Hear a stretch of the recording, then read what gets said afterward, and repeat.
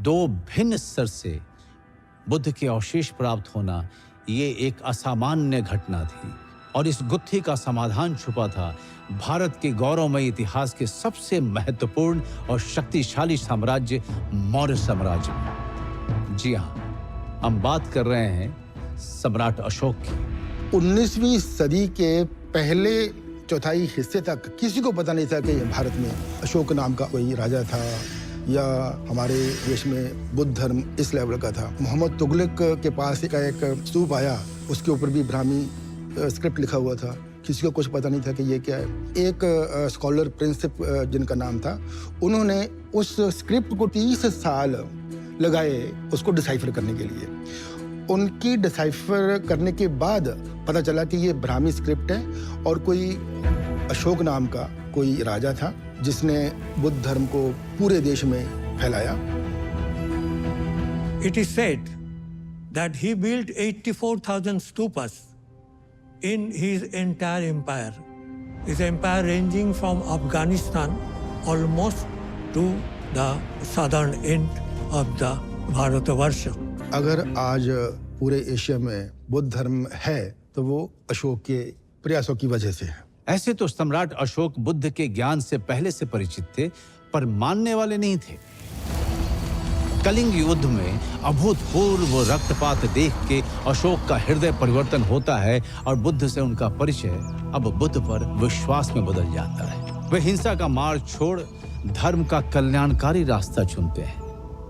बुद्ध के ज्ञान और करुणा की छांव में मानव कल्याण और बौद्ध धर्म के प्रचार को ही अपने जीवन का लक्ष्य बना लेते हैं।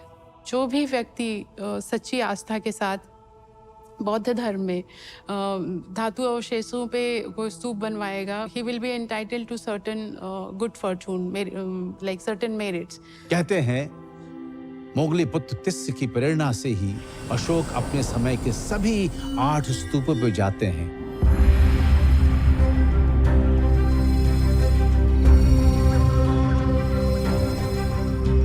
इन स्तूपों का भव्य पुनर्निर्माण कराते हैं और यहाँ से बुद्ध के अवशेषों का हिस्सा लेके उसे 84,000 हिस्सों में बांटकर अपने साम्राज्य के कोने कोने में फैला देते हैं। दुनिया के इतिहास में इसकी जो मिसाल कहीं नहीं मिलती है। दूसरे देशों के लोग राजदूत भेजते थे, इन्होंने धर्मदूत भेजे। तो उन्होंने बुद्धिज्म को न केवल एक्सेप्ट किया बल्कि अपने बेटी संघमित्रा और बेटे महेंद्र को भी उस उद्देश्य से भेजा जहाँ पे वो जाके बुद्धिज्म को प्रोपेगेट कर सके। पर ऐसा क्या कारण है कि अशोक के 84,000 स्तूप बनाने का ऐतिहासिक प्रमाण तो मिलता है, पर उनके मिले स्तूपों की संख्या 84,000 के शतांश भी नहीं है, महज दर्जनों में है। क्या वे बाद के शासकों द्वारा नष्ट कर दिए गए या बाहरी आक्रांताओं ने अपने हमले में इन्हें मिटा दिया? या बाद में बौद्ध धर्म के ये अवशेष स्थानीय शासकों और विदेशी हमलावरों दोनों की हिंसा और क्रूरता का शिकार बने? खुद बोध गया का बोधि वृक्ष भी कई बार कई शासकों के द्वारा काटा गया।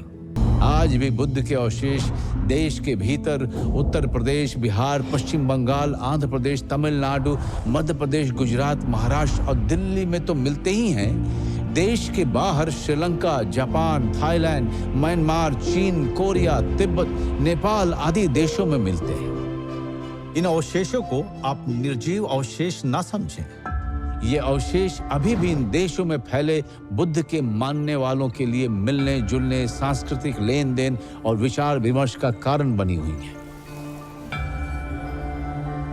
इन अ वे उनके लिए एक बुद्धा के ही एक प्रेजेंस का एक फॉर्म है। तो जो रिलिक फेस्टिवल्स हैं उसमें आप देखेंगे पूर्णिमा के दिन वहाँ पे प्रोसेशन निकलता है। Exactly the way relic portions were distributed after Buddha's death, likewise the royal procession, the way each king took away their share, उसी सीन को इनेक्ट करते हुए they pay their homage to the relics, and for them it's like celebration of continual presence of the Buddha himself.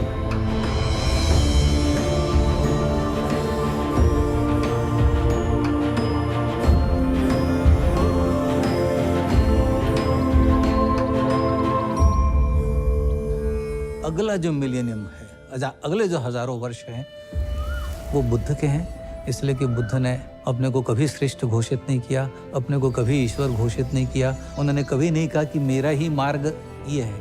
और जो मैं कहता हूँ इसलिए मेरे पीछे मत चलो। मैं जो कहता हूँ उसे अनुभव करो, और यदि वो तुम्हारे अनुभव पे खरा उतरता है तो ही उसे मानो। उन्होंने किसी पुस्तक को श्रेष्ठ नहीं माना। उन्होंने वेदों से भी प्रश्न करने को कहा, उन्होंने वेदों को भी प्रमाण नहीं माना। तो किसी एक पुस्तक की सत्ता में बुद्ध का विश्वास नहीं है। बुद्ध का विश्वास अनुभव में है, वो अनुभव जो आपकी कमाई है।